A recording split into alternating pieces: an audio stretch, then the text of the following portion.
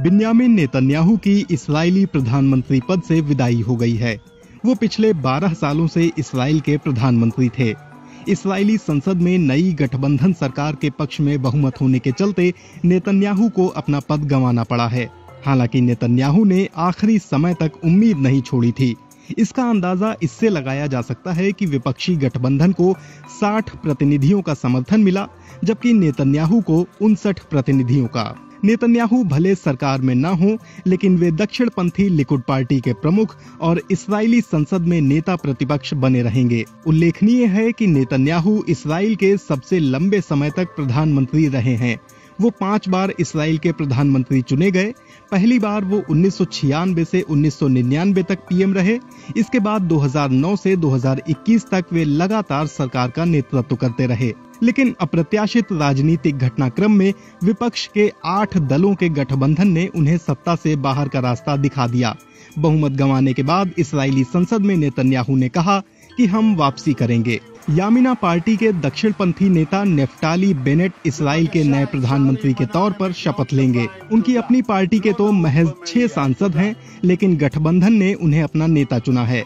Naftali को Binyamin Netanyahu और विपक्षी नेता येर लेपिड के साथ प्रधानमंत्री का पद साझा करने का प्रस्ताव दिया गया था। आखिरकार दक्षिणपंथी नेफ्ताली ने मध्यमार्गी येर लेपिड के साथ जाने का फैसला किया, जबकि दोनों में विचारधारा के स्तर पर काफी दूरियां हैं। दोनों दलों में हुए समझौते के मुताबिक नेफ्ताली सितंबर 2023 तक इस्राएल के प्रधानमंत्री रहेंगे और इसके बाद अगले 2 साल की कमान येर लेपिड के हाथों में होगी। 49 साल के नेफ्ताली को एक समय तक नेतन्याहू का वफादार माना जाता था। नेतन्याहू से अलग होने से पहले तक नेफ्ताली 2006 से 2008 तक इस्राएल के चीफ ऑफ स्टाफ रहे थे।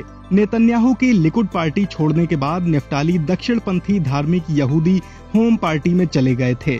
2013 के आम चुनाव में नेफ्ताली इस्राएली संसद में चुनकर पहुंचे। साल 2019 तक हर गठबंधन सरकार में नेफ्ताली मंत्री बने। साल 2019 में नेफ्ताली के नए दक्षिणपंथी गठबंधन को एक भी सीट पर जीत नहीं मिली।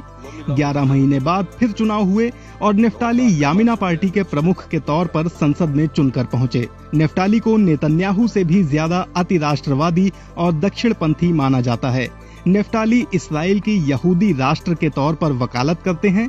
इसके साथ ही वे वेस्ट बैंक, पूर्वी यरूशलेम और सीरियाई गोलान हाइट्स को भी यहूदी इतिहास का हिस्सा बताते हैं। इन इलाकों पर 1967 के मध्य पूर्व युद्ध के बाद से इस्राएल का नियंत्रण है। नेफ्ताली वेस्ट बैंक में यहूदियों को बसाने का समर्थन करते हैं और इसे लेकर वो काफी आक्रामक रहे हैं। हालांकि वे गजा पर कोई दावा नहीं करते हैं।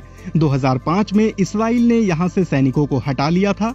वेस्ट बैंक और पूर्वी यरूशलेम की 140 बस्तियों में 6 लाख से ज्यादा यहूदी रहते हैं। इन बस्तियों को करीब करीब पूरा अंतर्राष्ट्रीय समुदाय अवैध मानता है, जबकि इस्राएल इसे नकारता है। फलस्तीनियों और इस्राएल के बीच बस्तियों का निर्धारण सबसे विवादित मुद्दा है। फलस्तीनी इन बस्तियों से यहूदियों को हटाने की मांग कर रहे हैं और वे वेस्ट बैंक गजा के साथ एक स्वतंत्र मुल्क चाहते हैं, जिसकी राजधानी पूर्वी यरूशलेम हो।